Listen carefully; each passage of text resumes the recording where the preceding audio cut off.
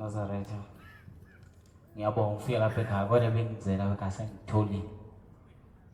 Ngoba nginesifiso sokulalela ngumntwana osemncane osalalelayo.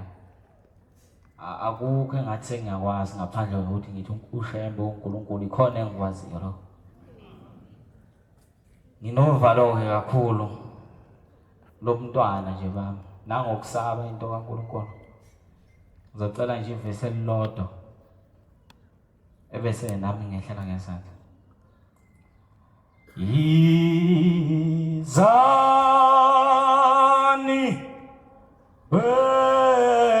Mazulu Azibonile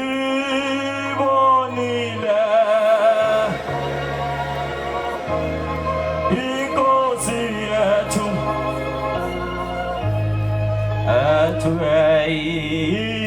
Izani Mazulu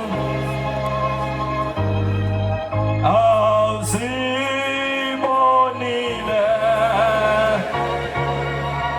Inkosi yethu sivela thina elizayo sibonile Inkosi yethu awusivela thina elizayo awusibonile Inkosi yethu. Ngenzekani beManazaretha ukuthi Jehova ikhala kanjena insimbi ngenzeka ikhala engizizwe sisekudeni sengihambile kulomhlaba kodwa ngizwe ukuthi osibanibani bakhona phambili kodwa ngingatholi ithuba lokufika khona. Zikhale njengoba ikhala ngomuntu nomuntu la ekhaya uba nosinga lakhe konke lokho okuthandayo ukuzwe ukukhala phambili kodwa ubhajiwe la ungafikile wena lapha. Ngelinye lawa khona insizwa ezimbili ngizohlala phansi mhamaye. Le insizwa ezimbili zazenza yonke into ezithandayo kule nkolo. Mayifuna ukwenza kayifuna ukwenza ikwenze zithemba into eyodwa zithina sohlambuluka. Haya ngiyeza nje yenza noma yini ithi mina egcineni ngizohlambuluka ngifike ngene esontweni. Zase iphila le insizwa ziyenza lento ezithandayo kwafika isikhathi zahamba emhlabeni le insizwa. Ithe mayihamba zahamba zayizafika kwelizayo zathi mayifika egeyithini zayifica inkosi impilo umqalo wendlela eshwele wathi bafana bami senikhona bathi yebo wasesikhona. Wayesethi hayi bafana bami asenzeni kubelula hlambulukani ningene ezulwini. Wayesethi bani iphethe bathi cha wathi khenini nayi la ngemuva. Zathi yaphendula le insizwa zathi yasondela yaqhela imbali. Zathi yasondela yaqhela imbali. Zathi yasondela yaqhela imbali zazawungena ehlathini elimnyama la zafica khona ikhehla zibheka imbali laselibuza ikhehla lathi bantwana bami nifunani lapha bathi hayi mkhulu sifuna imbali sifuna ukusheshisa hlambuluke singene ezulwini. Yayisithi inkosi hayi-ke yayisithi lelikhehla lathi hayi madoda ngineminyaka mina eyikhulu ngahamba emhlabeni ngifuna le mbali nale niyifunayo akulula ukuthola le mbali ukuhlambuluka.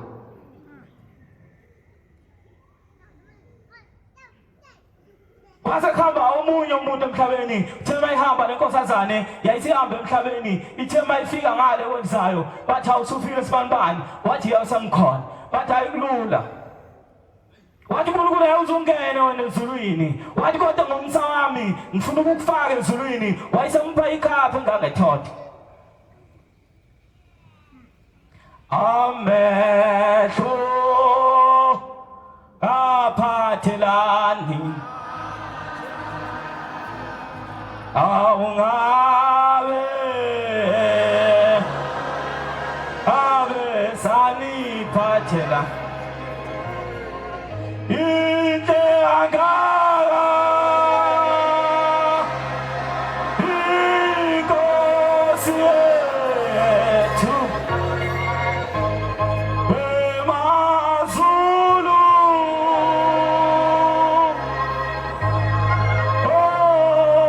ozani awinelanga inkosi yethu awe mazulu zulu ozani wase ngapha usencwatshiwe lo muntu wayesencwatsha sathina sathi ayihambe kahle usibanibani nasezulwini ufikile wayesebuka uNkulunkulu amnele thotha athi hamba ubheka kule indawo ungixwase nomjuluko wakho kule thotha wayesehamba lenkosazana unkosazana esemva kwamkhokheli wayesehamba wathi mayifika wayelade kubanjelwa khona u14 efuna ukubheka umjuluko wakhe wathi yafika wathi noma bekushaya ihlombe yena ku14 ebengagidi beyama ngobonda wayesesiphuma lapho wahamba wayethempelini wathi afika ethempelini wathothi lo muntu obephikisana nabaphathi abaphethe ithempeli umjuluko wangagcwala wayesephuma khona lapho ehamba efuna amaNazaretha ulo mjuluko wakhe ngawumba kanjani wayesebheka lemizi ade ehambela mangimenyezwa kuthiwa kunemshado wayesebheka lemizi wayesewukhumbula wathi afika kulo muzi wakhumbula amazwi akhe wathi afika wathi sodla la wakhe khona kanje sodlana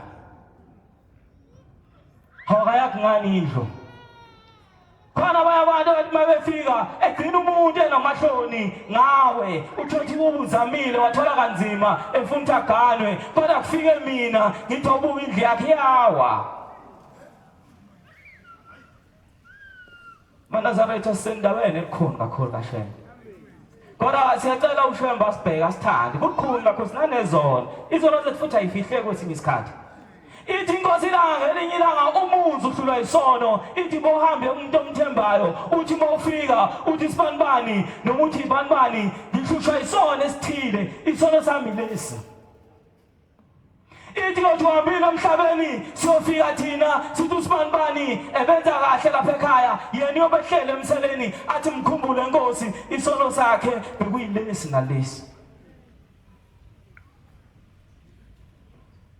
maNazaretha sangathandana inhliziyo zethu ngathi awayinto eyodwa sangathi kuyenzeka kwesinye isikhathi kufika umuntu eduze kwakho noNkulunkulu somza indlela ehlukene umukele lokho kunabala ethebele bathothwa ube lutho wena wasiyathukuthela wahamba esikoleni wafunda namhlanje into ethile lo yamuntu wakuthuka akanalutho kanti uNkulunkulu wasebenzisa yena kodwa namhlanje wena ukhulumisana naye mangitshela ngobani ubani ufuna ngisho kufaka ubonda kubo wasiyathukuthela walifaka ibonda kodwa namhlanje wena ukhulumisana makhe sofika kanjani izulu bese bakhulumisa abantu asibathande laba bantu maNazaretha uze sofika ezulwini ngaba kuhlungu kakhulu uthi ufike lo muntu okhazimulayo uthi ufike utshela ngomasibanibani noma utshela ngosibanibani kuthiwa wena hamba ulungisa inkinga zakhe naye ngomntwana waNongoma ngaphansi kwamfundisa ukutheleza umvangelo mathenjwa umkhokhele naye ithempeli mazolo ngwakamthetho mina ithempeli ngilo ngisendethelweni ngiyacela ngikhulume khona ngami entethelelo ngiyabonga Nkosi kuzweni Nkosi yethu simaka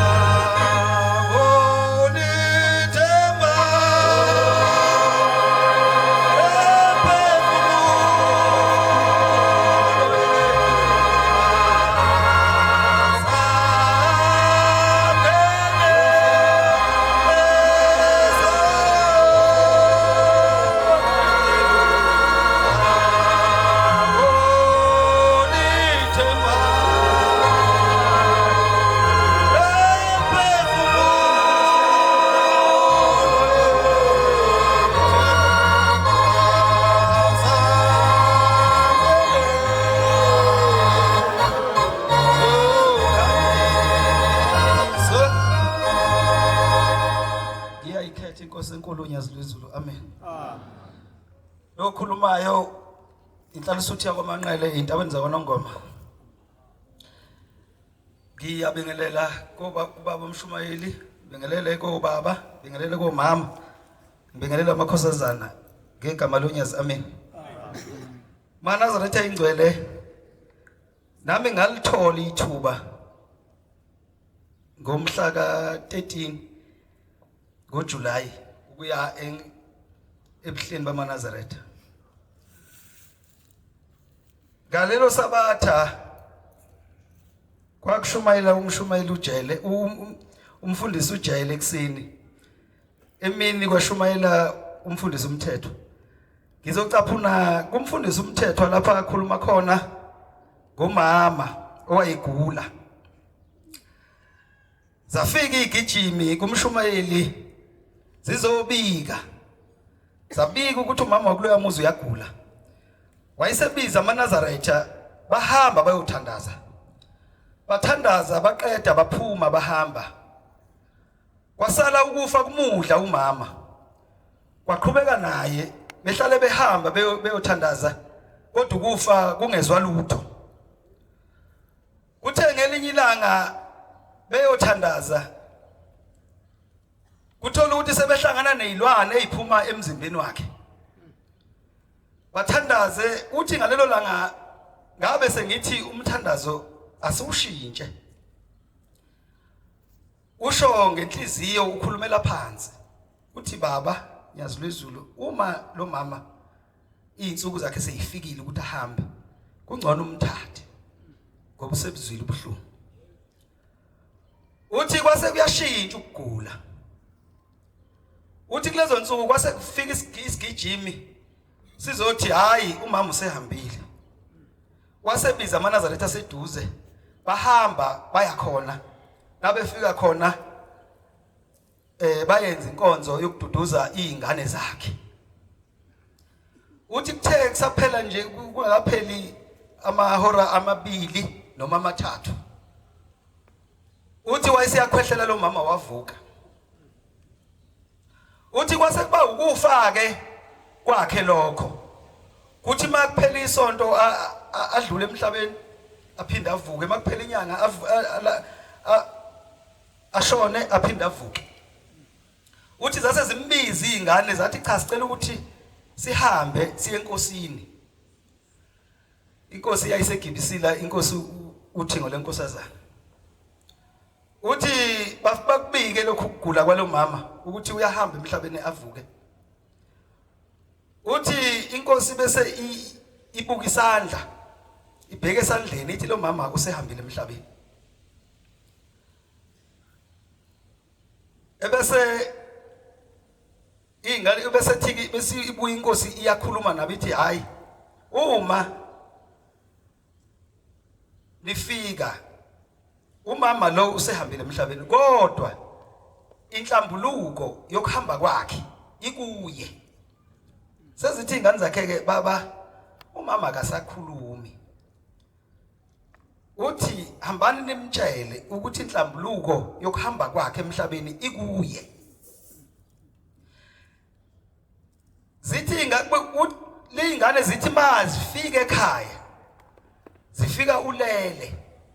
Uma zingena bese vusa ikhanda bese bezithi ubona ukuthi hawu umama uphilile. Ebese ziyamtshela ukuthi sibuya kuShembe, sibuya kuNkulunkulu. Uthi inhlambuluko yokuhamba kwakho mama ikuwe. Wathi wadonsa umoya uphefumulela phezulu wathi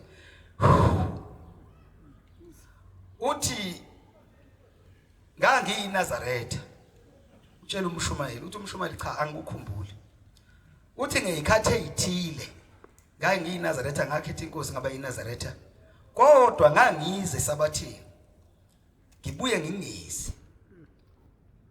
Uthi kwakuthi mangabe kunomcimbi okhona uthi nje kwasuka ethi uyahamba uyaphuma ngesabathu ethempelini. Kwase kufika umngani wakhe. Uthi uzwile lapha ya ukuthi umyeni kaSibanibani udlulile emhlabeni. uthi ngahlehla kancane ngahlehla ngabuyisela isikhwama endlini ngase ngiyahamba ngiya kulowo mngcwabo uthi kwakuthi mangabe kunemicimbi efika umngane wakhe amtshela ukuthi uswileni ukuthi ingane kabani iyemula bese yayiyeka ukuyesabatheni bese yahamba yakulowo mcimbi lo uthi kwahamba ehamba imicimbi kanjalo uma umcimbi ungekho uzoya esabatheni makunomcimbi khona uye emcimbini kuthiwa kwahamba waqala kuyisabatha akuzile ukudla akwedlulise akunika abanye angadli uthi kwafika usuku olulodwa nje kwawukuthi ngalelo langa ulambile wakuzwa kunuka kamnandi wathi cha ngeke ngiyeke lokhu kudla namhlanje ngizokudla wathatha iplate walibeka eceleni ethi ucashela abantu wadla kwaletho okuphuzwayo wabuka naye phakathi waphuza wazizwe semnandi uthi ngalokho njengoba nje ngihamba emhlabeni umphefumulo uyaphuma bese uyama emkhathini bese uyabuya uthi asiyephi ngoba wawusithatha thina usihambisa lapho wawuthanda ukuya khona manje asenayo indawo uthi asiphume siyephi ithi inkosi inyanga yezulu uyahlala okokuqala ungayisabatheni uphinde ungayo kwesibili ungayo kwesithathu bese ingilosi iyasuka kuwe bese iyahamba ibuye izoma esangweni izolindela umuntu ozokhetha inkosi bese ihamba naye bese ingena kuye usala ungasenalutho nami ngalawo mazwi ikone ngakuzwa ebuhleni bamaNazaretha ngoJuly ngicela inkosi busise nikuzwile amen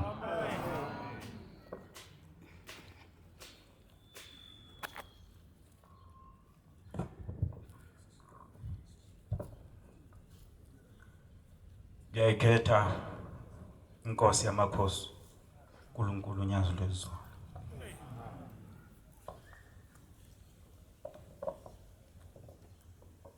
ngiyacela ukungqongqoza ezulwini sihlabelele u234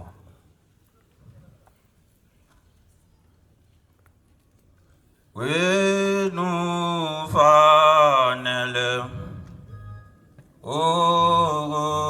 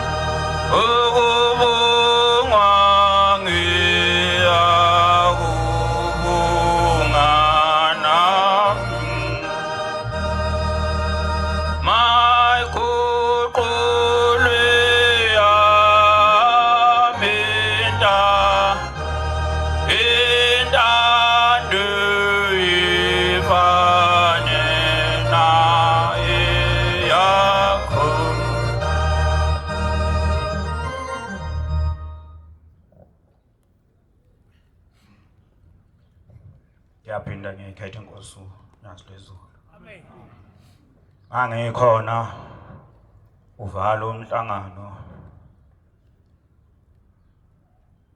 ngiyazibongela ukuthi ngayithola lo nhlanhla uyovala umhlangano ebuhleni safika ngo12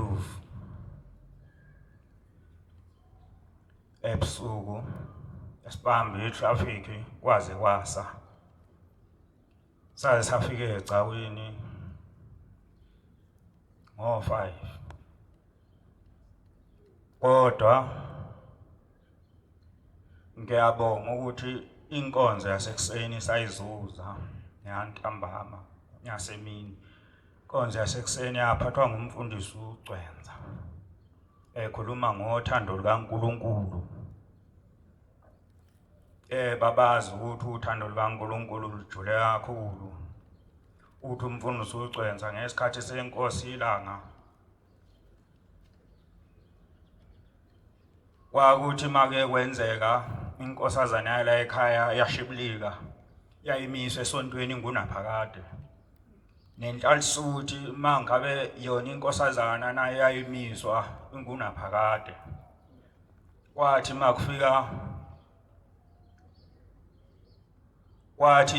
makuhlala inkosi inyanga yezulu yasenzela umusa. Fuze ngabe uNkulunkulu siyambonga ngoba umusa asenzela wona. Ziningi izinto uNkulunkulu ayishintsha, hayi ukuthi ngipromotha abantu abayiyonayo into yasezulwini, kodwa fuze ngabe siyiphatha kahle ukudlula phambilini. Ithe inkonzo siphethwe nguNkulunkulu ntambama. uNkulunkulu bekhuluma ngothando ethi sithandane ukuze abantu abafika kuleli bandla abafika kule nkolo bebone ukuthi kule nkolo kudliwa uthando kuphela. Ukhulume kakhulu ngothando uNkulunkulu wathi sithandane sihloniphane. Wayesethi uNkulunkulu ube kuya ngaye ngabe akekho noyedwa umuntu ozonda omunye umuntu kuleli bandla. Wathi ube kuya ngaye ube akukho noyedwa oneqhubu nomunye umuntu ukuze abantu abafika kuleli bandla bebone ukuthi uNkulunkulu wethu sifundisa ukuthi sithandane, ngoba nomthandazo umuthandazo unenzondo, umthandazo awufiki ezulwini. Uyosugcine ucabanga ukuthi uNkulunkulu wakho umthandazo akawuzwa, kanti wena ungayihloli inhliziyo yakho. Insizwa kade ziningi kakhulu impela, futhi namanje ngiyazibona ziningi. Ngifuna ukushesha ngehle ngoba nje emgidini bekuholayini ababili, insizwa yaphushana ngezifuba. Kwanami nje ngiye ngayifica sengisine eqhulwini. Uyabona nje abantu abangafuni ukufakaza ngoNkulunkulu uba basini nokusina eswini ngoba nje abafuni ukufakaza ngoNkulunkulu. Ngiyacela uNkulunkulu angithethelele la ngibhabhazelaze khona ngengane efuna ukukhuluma.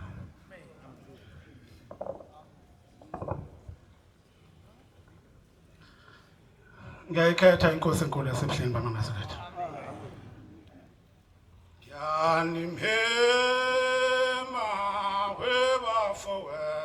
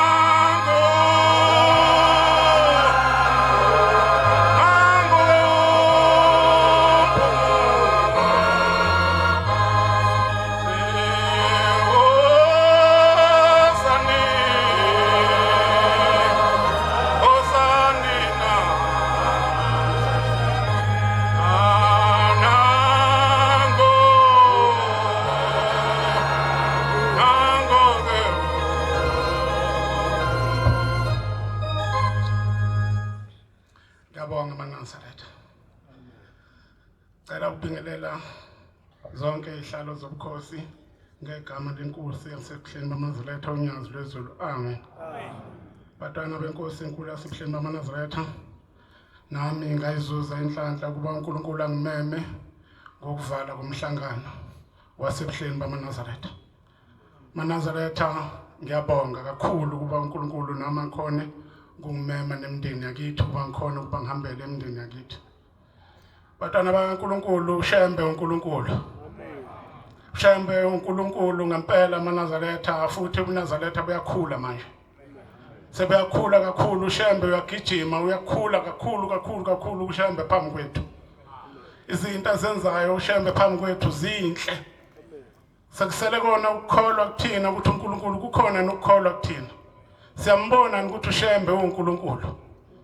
Batana bakaNkulunkulu, umhlangano kaNkulunkulu omkhulu kakhulu ngalendlela esimangaliso ongazi ukuthi ungayichaza uthini. Safika ebuhleni ngabo 4, safike sabhajwa la eMtshebheni. Itraffic yama yathula yathi ntse. Uthi uphezulu lapha eMtshebheni ubuka phansi lapha emarobotini akunyakazi lutho, imoto zimile nje ithulithe tu. Azehla amaNazaretha ehla ngenyawo ashiya imoto, ehla amaNazaretha ashiya imoto.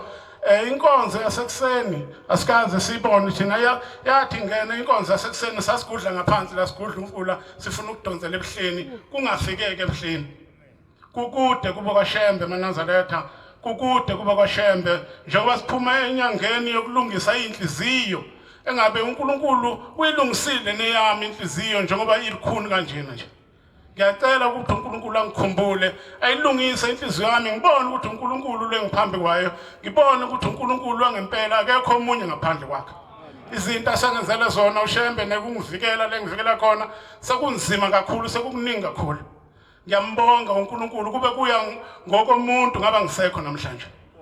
uNkulunkulu inkonzo yasemini safika nje isiyophela sisuka egcawini sasipake phezulu lapha egcawini masehla sithi siyongena nezinzana lapho sizodonsela emzini kaNkulunkulu.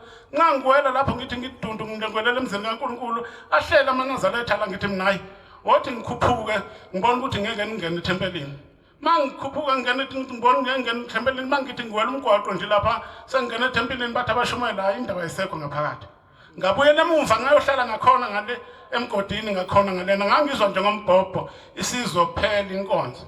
Ngaze ngezwa inkonzo yasemini sekukhuluma uyena umnikazi wezinto, sekukhuluma yena uNkulunkulu unyazi lwezulu. Manazaretha inkonzo yonyazi lwezulu yangithusa kakhulu, ngezwa ngishaya uvalo. Uthi uNkulunkulu Manazaretha ngiyanicela sincenga uNkulunkulu bafowethu uShembe uyasincenga uthi amaNazaretha amaNazaretha uthi sekuze kwafika igaba ezintathu kuye ziphuma kubamkhulu uBhombela uthi atshela amaNazaretha ukuthi amaNazaretha akabuyele endleleni asephumile endleleni. Wathi ngiyanicela amaNazaretha ngiyanincenga buyelani endleleni isikhathi sisekhona. Isikhathi sisekhona ngisazomunimukela, isikhathi sisekhona ngiyanithanda. Wathi ngiyanithanda amaNazaretha sekukude kakhulu lapho la ngisuka khona, ngiyanithanda buyelani endleleni nikhonze uJehova nihlukane nako konke komhlaba nibheke phambili. Wathi ngiyanincenga amaNazaretha asambeni singabuyele emuva. uNkulunkulu uyasincenga abafana bakithi uthi asibuyele kuyena unyazi, uthi usenesikhathi sokusemukela noma sizoni zakhe, uthi usenesikhathi sokusemukela asibuyele uNkulunkulu sasithanda ukuphuma endleleni. uNkulunkulu ukhuluma ngebhamu uthi amaNazaretha ibhamu nifuna ukuhlukana nazo. Uthi lana ebuhleni bamaNazaretha umuntu mesekhetha uMnazaretha fanele ahlukane nesibhamu. Ivele ke sathi singena le eMnazaretheni bathi isibhamu umone isibhamu silahle usifake emanzini okanye usimbele umgodi ngoba mawusinikezwe omunye umuntu uzokona ngaso sibhalwe kuwe. Uthi amaNazaretha ahlukanani nebhamu. Uthi ngikhuluma nje khona la ethempelini khona abaphethe ibhamu. Uthi angazi ukuthi bazophatha ibhamu la emzini kithi. Uthi bazophatha ibhamu kithi bazogada abantu lana. uMnazaretha ningakwenza nikwenzayo ngeke ningenze lutho mina. Ngiyacela uNkulunkulu ukuba ngikhumbule lapho la ngone khona, uNkulunkulu angithethelele angiphe ukukholwa ngibuyele ekukholweni ngibone ukuthi uNkulunkulu uyena nguye akekho omunye ngaphandle kwakhe. Inkosi ibusise ngizwile. Amen. Ngiyakhetha inkosi yasebuhleni bakaNazaretha. Hey, batwana bakaNkulunkulu. Ngivukandebele isibongo. ekhaya kwaNongoma sibuze ithempeli kusesibusisweni ngokusabatha nje ngikhona lapha ekhaya. Hey Manazaretha, uzothi makuthiwa abantu abaye ebuhleni abaphakama, hey ngithi mina kube kuthiwa kuya ngami ngabe nje kuvukekala ukuthi kuphakama wonke umuntu okhona ethempelini, ngoba nalabo bebengayile ebuhleni, ngoba kungenzeka abantwana bakaNkulunkulu ngemela ngithathe ngiyile ebuhleni kanti bengingabhaliwe kubantu ade besebuhleni. Abantu bebebhaliwe bebela ethempelini, ngoba ngikhuluma lento abantwana bakaNkulunkulu ngiyikhumbula ngo-2012 wayikhuluma ubaba wathi ungezi la kanti awuzukubhala uthatha uzi. Kwathi ngakusasa la kwakusume khona ishosha kakhulu, bayakhumbula bafowethu. Ngathi mangiphuma nje ethempelini ngibuyonikela ngesonto ekseni, ngahlangana nensizwe engisabatha nayo khona lapha ekhaya egeyithini. Ngathi awumfowethu la, ngathi uhambe ngani? Yathi ngihambe ngebhasi. Sayisaxhawulana nje, imvunulo nje inhle lensizwe. Ngifuna ukudlula nje lapha abantwana bakaNkulunkulu. Ivunulo nje inhle lensizwe, ngase ngithi naye sengibuya khona yayisithi kimi nami mina ngisakhona ukunikela. Kodwa abantu bakaNkulunkulu into eyenzeka ngathi mangifika la ethempelini ngafike ngayibuza sisidla lapha ngaphandle. Ngathi nihambe kanjani nina ebuhleni? Yavele yangiphendula yathi hayi mina bengingayanga ebuhleni. Ngathi bengingayile, ngathi ngisukuhlala ngami. Ngathi ngihlangane nawe sasaxhawulana, yathi hayi bengingekho.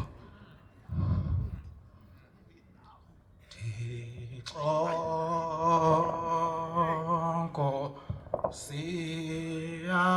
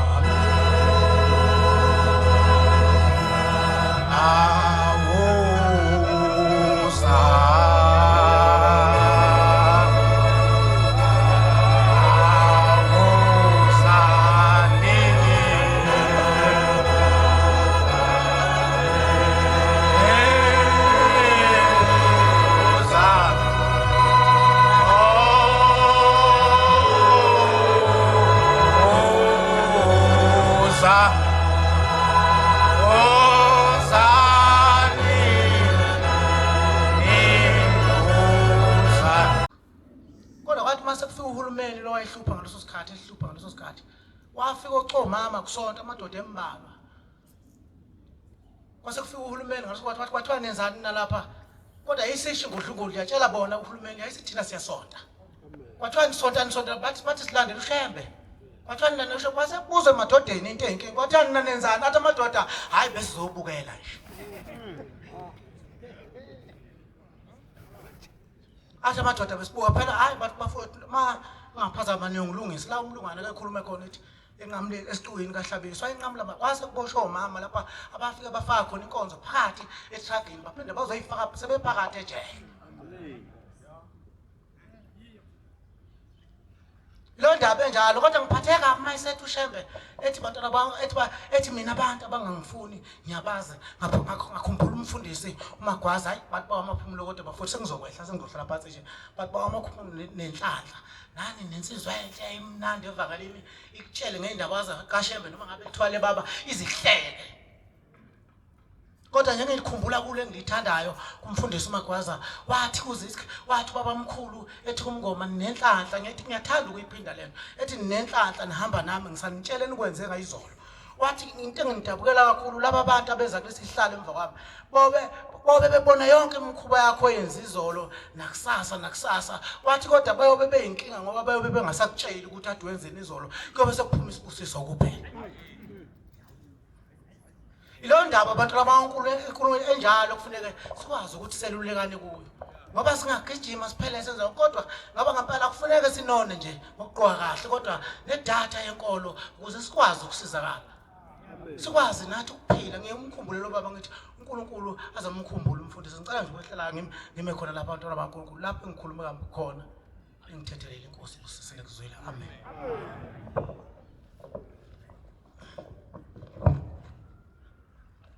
Iyababingelela abayingcwele bonyasi amen. Nhlasuthi kamajozi kamaphumulo phethwe umshumela ungipha amen. Ngisasemusha ke kodwa ngizocela ukubingelela nami ngihlabelo wa32 amen. Mina ngomole esivini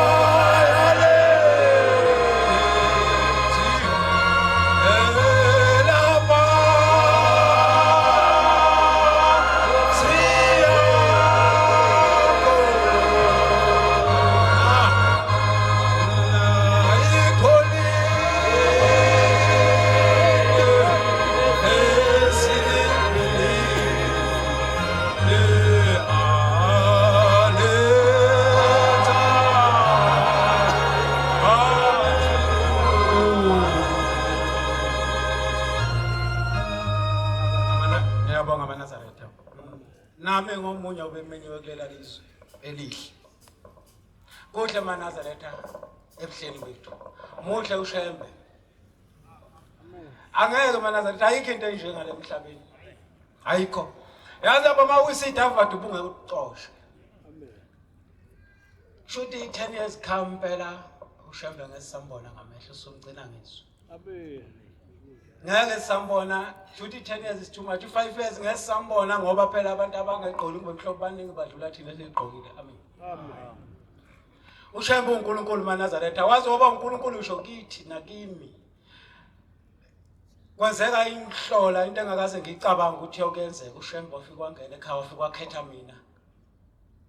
uShembe uNkulunkulu ngempela. Amen.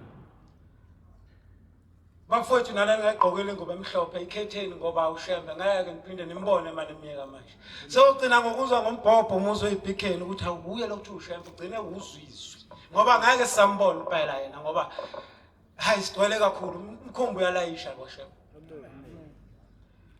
Ngithi uShembe uNkulunkulu maNazaretha ngoba mina ngafika la ngizonikela ngizobika usizi nje.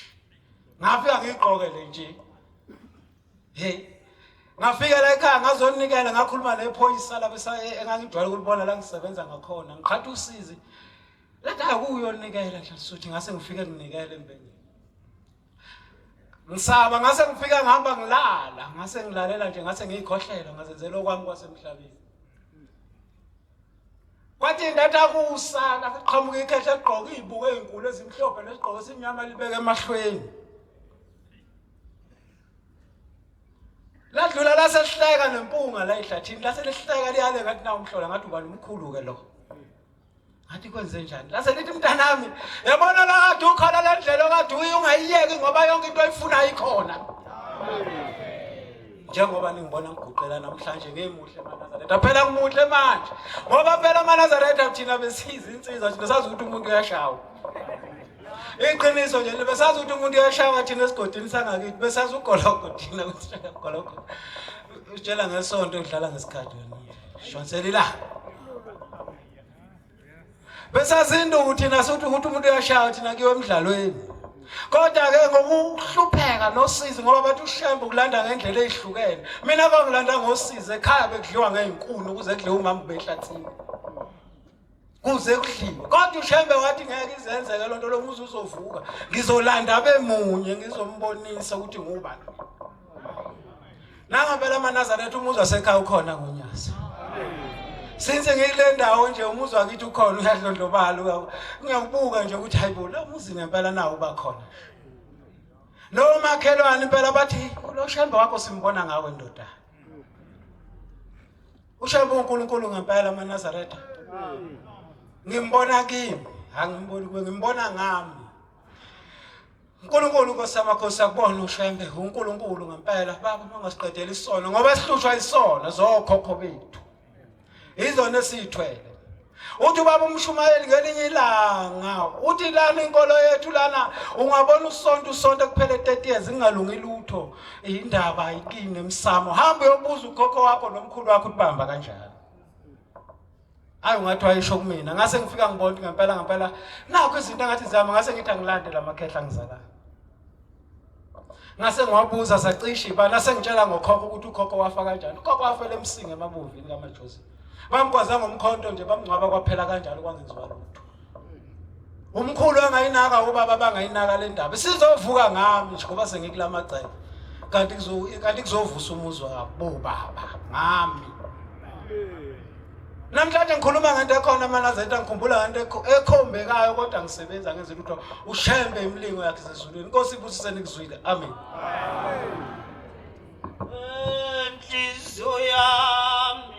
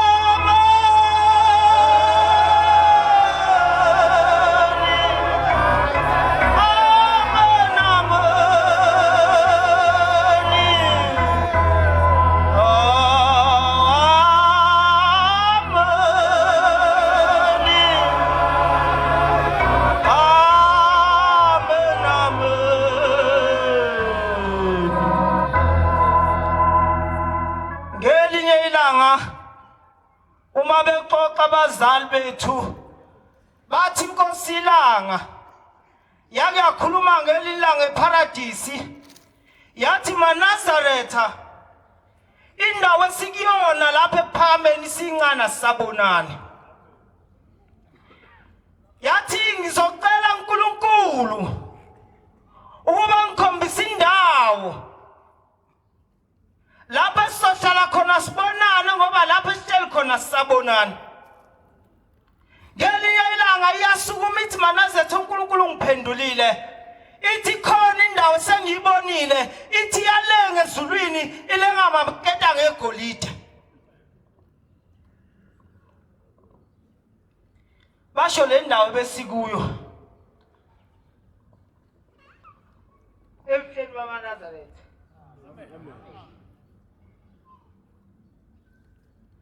maNazaretha uNkulunkulu ukhulume kakhulu ngeshwa zange siyifice inkonzo yasekuseni njoba sebekhulumile obaba savaleka kwitraffic kodwa bonke laba abantu ababelapha kwitraffic babelangazela ukubona uNkulunkulu futhi babazi ukuthi baya kuNkulunkulu ingakho noma sebevalelekile abacabanga ngibuyele emuva bathi noma singavaleleka lapha kodwa masifike phambi kwakhe noma ngaba sambonanga kodwa masibone nje isigqoko sithi shwi yobe siphelele simbonile uNkulunkulu ngendlela ebekugcwele ngayo maNazaretha ngiyazi uNkulunkulu uyamema amadokodo asasuka ezansi le azafika igcawini ezindala ade kusinela khona adlula azawufika endlini ukubhabhadisa benganjani sincenga inhliziyo zethu zinamathele kuJehova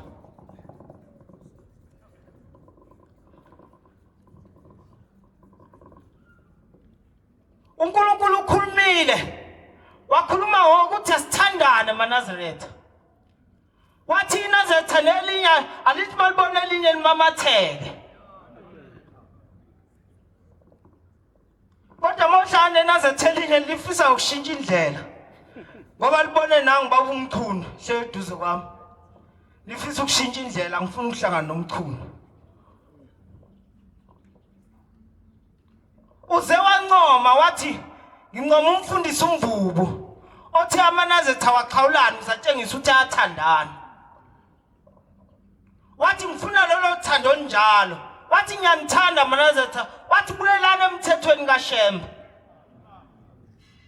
ubese khuluma ngendoda efike kuye yazocela abantwana babafana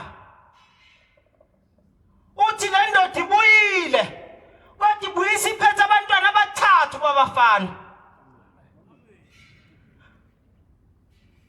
ibuye le ndoda isiphethe abantwana abathathu abafike kanye kanye bebathathu kodwa yena wazocela umntwana oyedwa ufuna siyephi simiyeke uShembe siyephi ukuphi la ufuna usikhombisa khona ngoba thina asinayo enye into enhle emhlabeni nesake sayibona emhlabeni ngaphansi konyasi bantwana basezulwini isikhathi sesihambe kakhulu inkosi kusenikuzwile umntwana lo waseKenana kaZulu amen